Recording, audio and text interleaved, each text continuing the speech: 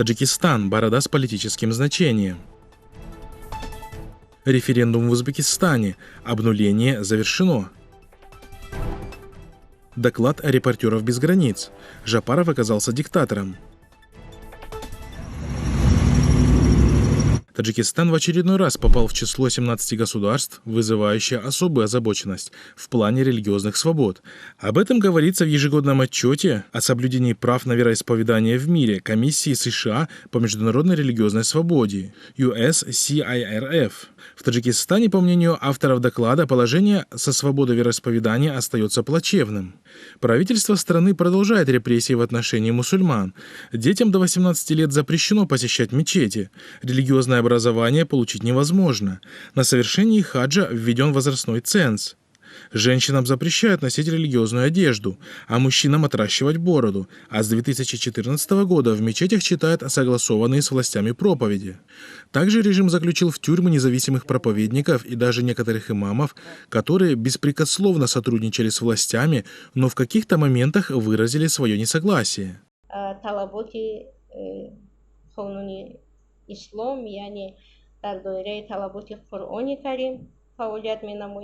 Следует отметить, что чиновники не стесняются выражать агрессию в отношении атрибутов ислама даже в своих публичных выступлениях. Так, 26 апреля глава Комитета по делам молодежи и спорта Таджикистана Абдулло Рахмонзода на встрече с местными блогерами раскритиковал бородатых блогеров и заявил: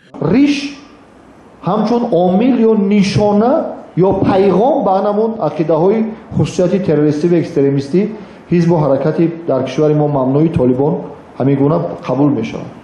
Яъне ки мо бо ҳамин кор пайғом натем ки то биё ма ҳамон мафкураи тара қабул дорам. Яъне ки чикор карда истодаем? Яъне ки ба давлатдории миллимон хатар эҷод карда истодаем. Барои ҳамин мо камтар нисбат ба ин чиз қаблтар ҳам ҳамин. Оли баъзеҳо мегӯянд ки ҳамон ҳизбу ҳаракатҳо аз арзишҳои динии мо ҳимоя мекарданд. ҳеҷ ҳимоя намекарданд. ҳамин дин ҳам риш ҳам баъзан хусусияти сиёсӣ доданд, ҳамино доданд. Барои ҳамин ба хотири амнияти давлат мо ба хотири манамон таҳкими пояҳои давлатдории миллимон вақти таҳияи видеороликҳо ба ин чиз аҳамият диҳад, подчеркнул чиновник. танҳо сатру сиёҳпӯшӣ ва куркурона тақлид намудан ба фарҳанги бегона нишонаи боифат будани занону духтарон нест.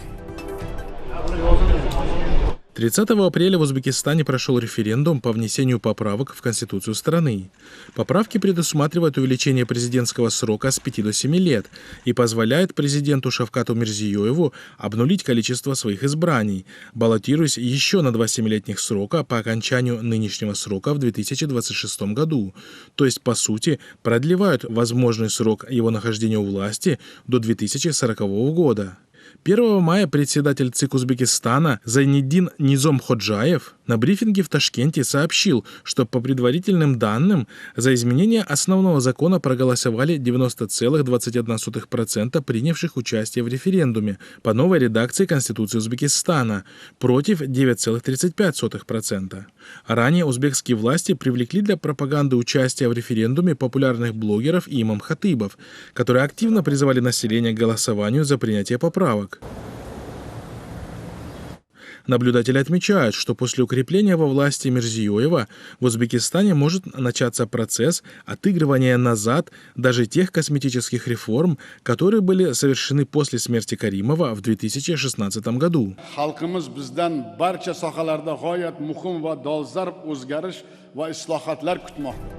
Selon le décompte effectué par les équipes.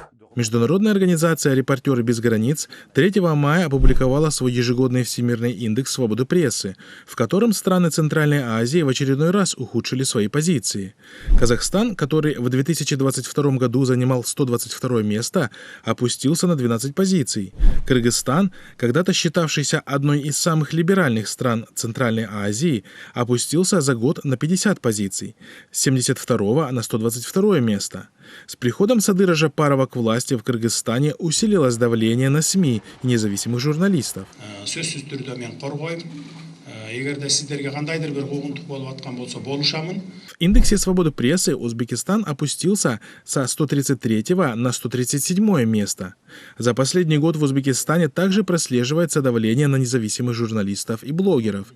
Их привлекают к административной ответственности, выписывают штрафы, запрещают вести деятельность в интернет-сети. По мнению представителей «Репортеров без границ», после смерти Ислама Каримова в 2016 году положение СМИ немного улучшилось. Но вместе с тем остались отрицательные моменты. Сложная ситуация с критикой государственной власти, отслеживание чиновниками деятельности журналистов и блогеров, цензура и самоцензура. Туркменистан, где на протяжении 30 лет существует жесткая цензура и все издания и СМИ контролируются государством, каким-то образом поднялся со 177 на 176 место. Таджикистан со 152 на 153 место.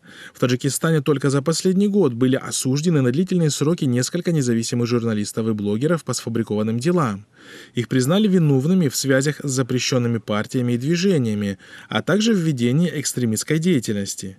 Самые громкие дела. Журналист и правозащитница Ульфат Ханим Мамадшоева приговорена к 21 году заключения. Журналист и блогер Далер Имамали получил 10 лет тюремного заключения. 24-летний блогер, активист и исследователь памирских языков и истории региона Хушрус Джумаев приговорен к 8 годам лишения свободы. Журналист, блогер и режиссер Абдулло Гурбати приговорен к 7,5 годам лишения свободы. Журналист и блогер Абдусаттор Пирмухаммадзода приговорен к 7 годам лишения свободы. Журналист Завкибек Саидамини приговорен к 7 годам заключения. Журналист и экс-сотрудник органов безопасности Мамадсултон Мавлоназаров приговорен к 7 годам колонии. В основном все вышеупомянутые журналисты и блогеры освещали социальные проблемы внутри страны.